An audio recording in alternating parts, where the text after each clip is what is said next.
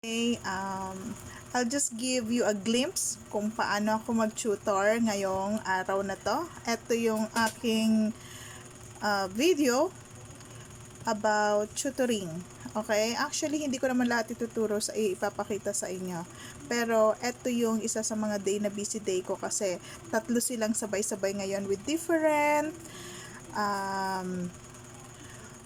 level.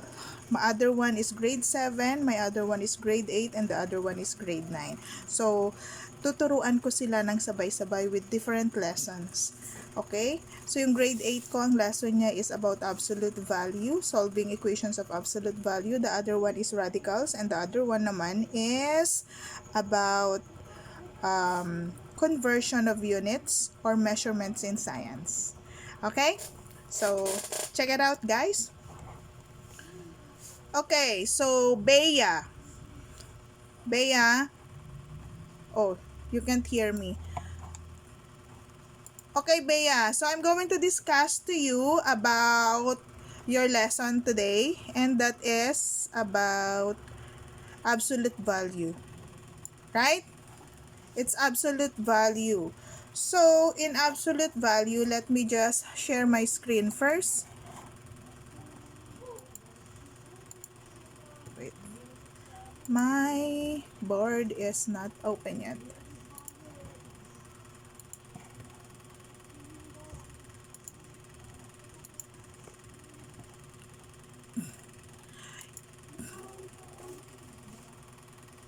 Okay, it's because you only see the answer but not the solution, Anika. Okay, you've got to... Okay, yes. Okay, Bea. What can you see? Can you see my... Can you see it? My board, my magical board, Bea. Wait, let me just change... Oops, wait. Why can't I find my other thing? Ayun.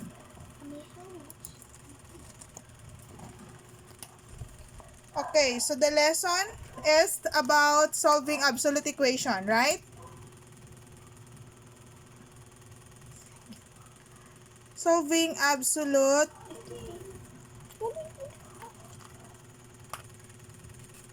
equation. So, solving absolute equation, one of the thing that given in your homework is the absolute value of x is equal to 7.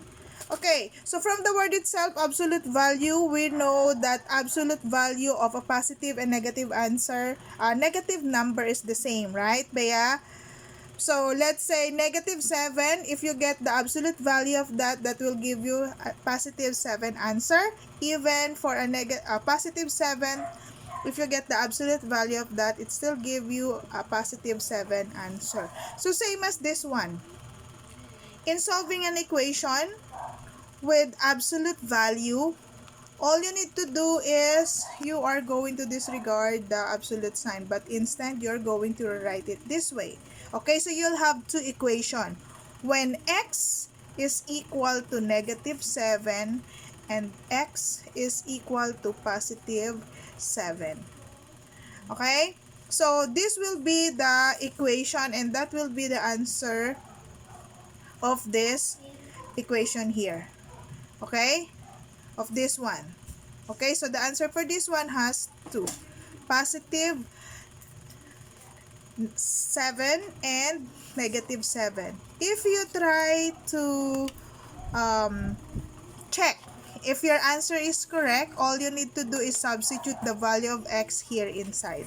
Okay, so checking that absolute value of negative 7, is it equal to 7? 7 is equal to 7, so it's correct. Okay, and then this one, absolute value when x is 7 only, is it equal to 7? Absolute value of positive 7 is equal to 7, and it's still correct. Okay? So that's how we do it. Okay, what if we have other solution, or if the given equation is not this. Let's say we have the absolute value of 2x, negative 2x plus 5. Absolute value is equal to 10, like that. Or no, not 10. Let's say this is 15. So how are we going to do that? Still the same. We have to do it this way. Okay, so we're going to get two equations. We're going to have two equations. First is we just have to rewrite this. Take out the absolute sign here. But after that, make the this number. Wait, let me just erase that and rewrite it clearly. So that's 15.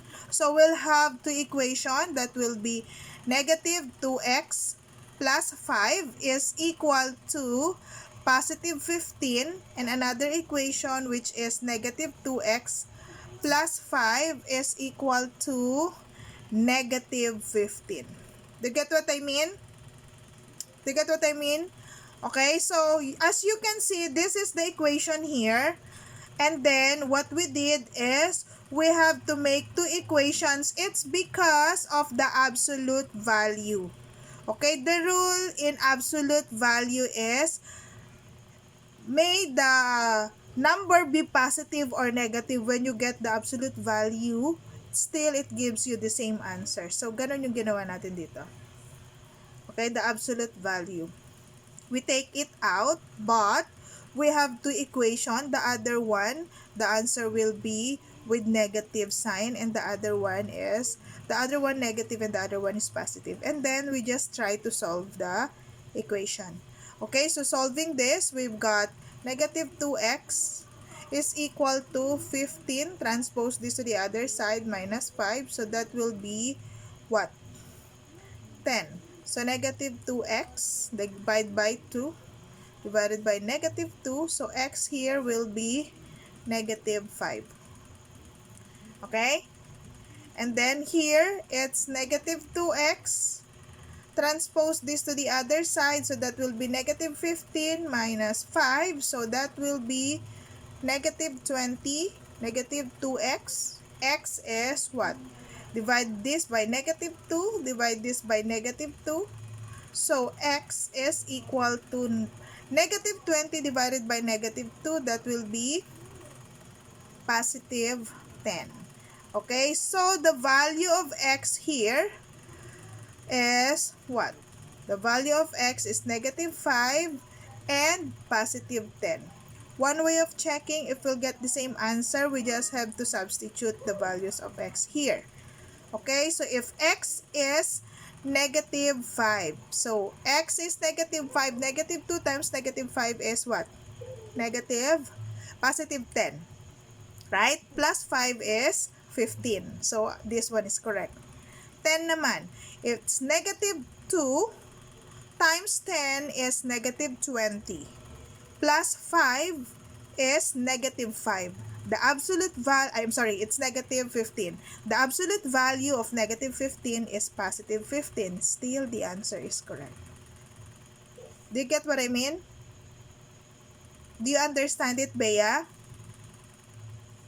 Okay, so that's how we solve absolute equation. Okay? Absolute value, or the one with the absolute value in an equation. So whenever you see this kind of equation, you always have two equations. The one with the positive and the other one with the negative. Okay? Do you understand? Okay. So, that's it now. Can you answer your homework now? Okay. Sige.